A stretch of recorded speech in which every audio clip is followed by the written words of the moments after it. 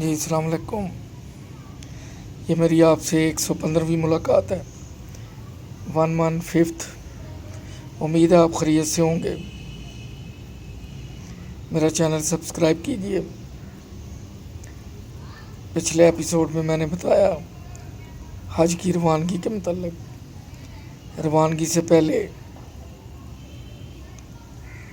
رکت امیز منظر تھا شناس میں. افتخار بھائی، ان کی بیگم، ان کے بچے، دادی سے ان کا مانوس ہونا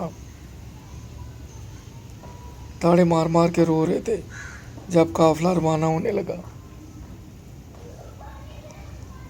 میں تھا، میری مسز، والدہ صاحبہ، حاجی ممتاز. وہ پہلے بھی حج کر رہے تھے والدہ صاحبہ کے ساتھ. اب وہ حج بدل بھی کرنا تھا انہوں نے. والد صاحب کا وہ دوبارہ جا رہے تھے. ان کی مسز اور ساتھ ان کی بیٹی آمنہ تھی. باقی قافلے کے لوگ تھے کوسٹر میں. سفر بھی بڑا روح پرور گزرا. نمازیں پڑھتے گئے. بس سب سے پہلی یہی خواہش تھی کہ خانہ کعبہ کو دیکھنا ہے. جب حرم کعبہ کے سین میں پہنچے تو نظریں تلاش کر رہی تھی خانہ کعبہ کو. تھوڑا چلے تو نظر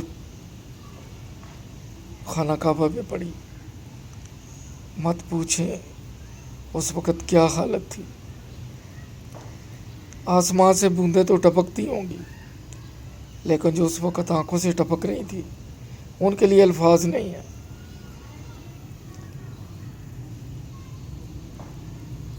زندگی کی پہلی اور آخری خواہش، اور وہ بھی والدہ صاحبہ ساتھ پہلو میں. عجیب منظر تھا، لفظوں میں بیان کرنا ناممکن ہے. یہاں ہم کسی کو گھر میں بلاتے ہیں تو وہ ڈرائنگ روم تک محدود ہوتا ہے. بڑا قریبی ہو تو دوسرے کمروں میں بھی اجازت ہوتی ہے. اللہ تعالیٰ کے گھر میں ایسی کوئی رکاوٹ نہیں ہے. جو ان کے مہمان وہاں ہوتے ہیں لوگ بہت عزت کرتے ہیں. مجھے یاد ہے ہمارا قافلہ جب بھی چلا تھا اور آخر مکہ شریف پہنچنے تک جہاں بھی رکا لوگوں نے ہمیں خود وضو کرایا. کھجوریں، فروٹ انتہا کا تھا. لوگ یہی کہتے آپ اللہ تعالیٰ کے مہمان ہیں، ہمیں وضو کروانے دیں. وہاں منظر ہی اور ہے. خانہ کعبہ میں عمرہ ادا کیا. والدہ صاحبہ ہمراہ تھی. ان کو ذرا چلنے میں دقت ہوتی تھی تو ان کے لیے ویل چیئر کا بندوبست کیا. ممتاز بھائی پہلے حج کر آئے تھے، ان کی معلومات ہم سے زیادہ تھیں تو انہوں نے بہت زیادہ خدمت کی. آمنہ بیٹی نے تو اپنی دادی کو طواف، عمرے، ویل چیئر، اور وہ دادی کو لے کے ہم سے آگے آگے چل رہی ہوتی تھی. مجھے یاد ہے کہ عمرے کے بعد طواف کے بعد، کیونکہ ننگے پاؤں کبھی زندگی میں اتنا چلتے ہی نہیں تو ہمارے پاؤں میں چھالے نکل آئے تھے. تو آمنہ بیٹی کو کہتے تھے کہ بیٹے ہم کو مرہم لگاؤ.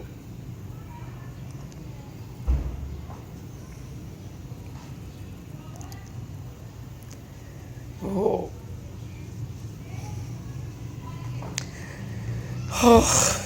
بہت یاد آتی ہے.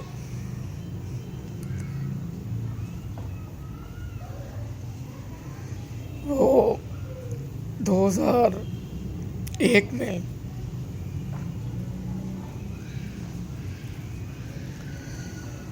اچانک بیمار ہوئی. میں اس وقت یورپ میں تھا اور وہ اللہ کو پیاری ہو گئی.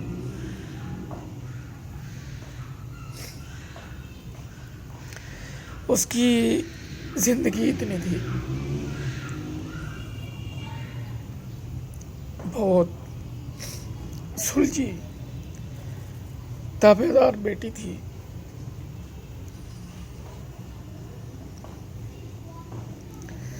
روزانہ شام کو وہ مرہم لے کے بیٹھتی اور ہم سب کے پاؤں کو لگاتی اور یہ بھی کہتی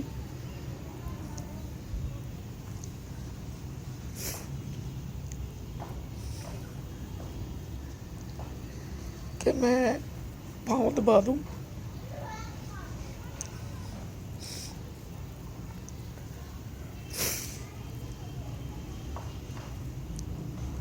وہ معصوم ہماری بخشش کا ذریعہ بنے.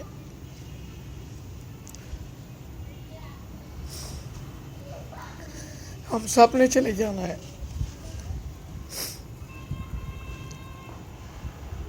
لیکن وہ ہنستی کھیلتی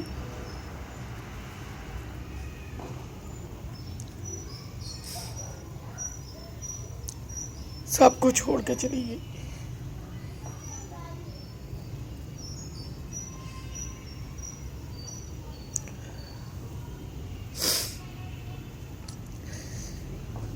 پورے حج کے دوران اس نے اپنی دادی کی بہت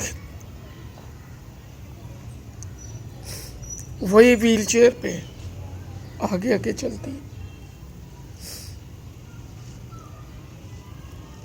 خیر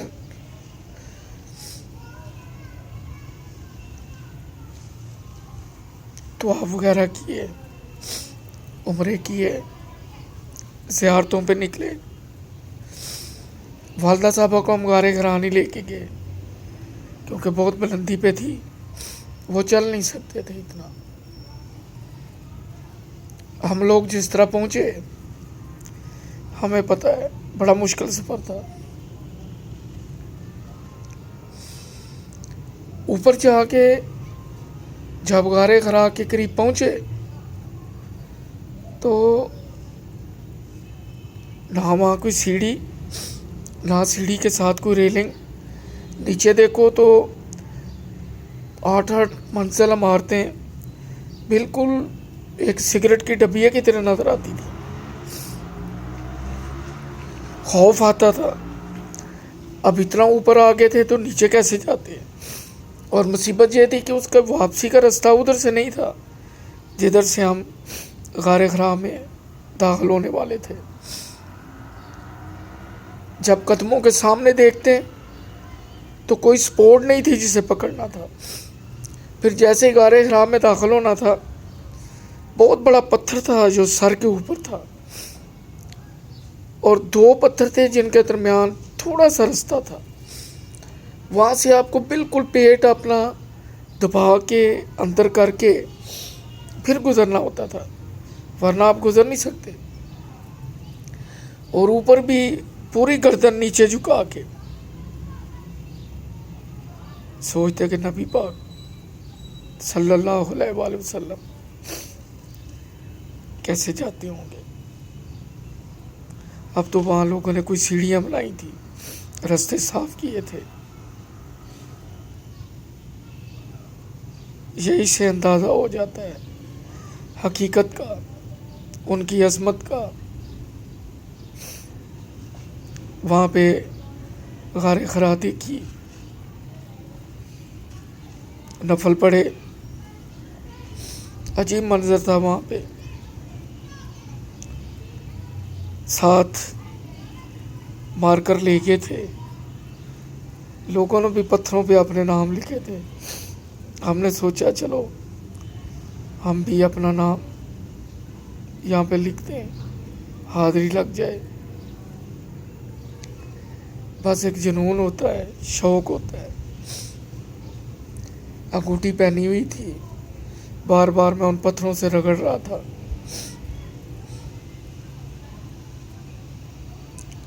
انگوٹھی کے ناک کو جب عمرہ کیا تب بھی خانہ کعبہ کی دیوار کے ساتھ عجیب، وہاں جیسے کوئی مقناطیس لوہے کو کھینچتا ہے، وہاں پہ ایسے ہوتا ہے جیسے کوئی شعائیں نکل رہی ہیں پورے جسم سے داخل ہو کے، پورے جسم سے داخل ہو کے نکل رہی ہیں۔ وہ تصور میں نہیں ہے، بالکل تصور میں نہیں ہے۔ ایسے نہیں کہتے کہ حج کے بعد ایسے ہی ہے جیسے ماں کے پیٹ سے جنم لیا ہے، واقعی یہ سچ ہے۔ غار حرا میں نفل ادا کیے، ہمیں بتایا گیا کہ اب آپ نے اوپر کی طرف جانا ہے۔ اوپر گئے تو وہاں ایک بہت بڑا پتھر تھا، تقریباً چوڑائی بھی 10-15 فٹ، لمبائی بھی 10-15 فٹ۔ وہ کیسے اٹکا ہوا تھا، یہ اللہ کی قدرت ہے۔ وہاں بھی نفل ادا کیے، پھر اوپر سے ہی ہو کے نیچے کا رستہ تھا، اللہ اللہ کر کے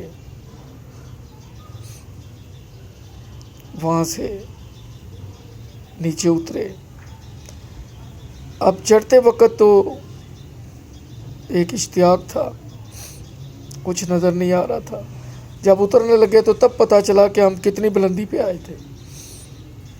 وہی جگہ، وہی سیڑھیاں، سیڑھیوں پہ پاؤں رکھتے نہیں تھے، بلکہ بیٹھ کے جیسے بچہ نہیں سیڑھیوں سے اترتا، اس طرح اترتے تھے کہ اللہ نہ کرے اگر پاؤں پھسل گیا تو پھر سمجھیں کہ آپ گئے۔ جتنی دیر چڑھنے میں لگی، گھنٹہ ڈیڑھ، اتنی دیر ہی اترنے میں لگی۔ لیکن ایمان تازہ ہو گیا۔ ایک خواہش تھی وہ پوری ہو گئی۔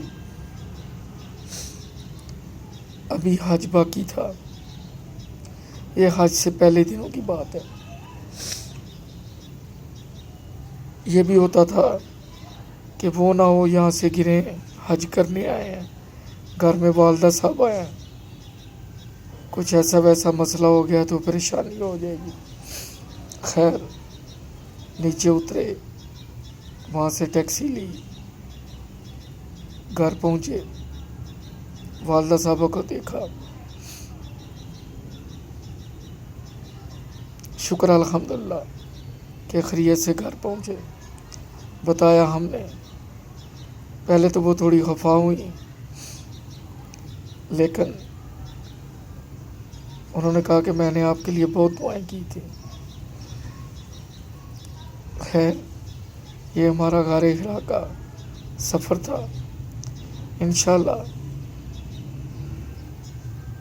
اگلی ایپیسوڈ میں پھر بات ہوگی۔ اپنا خیال رکھیے، میرا چینل سبسکرائب کیجیے، دوست احباب کو کہیے، اللہ آپ کو خوش رکھے۔ اللہ حافظ۔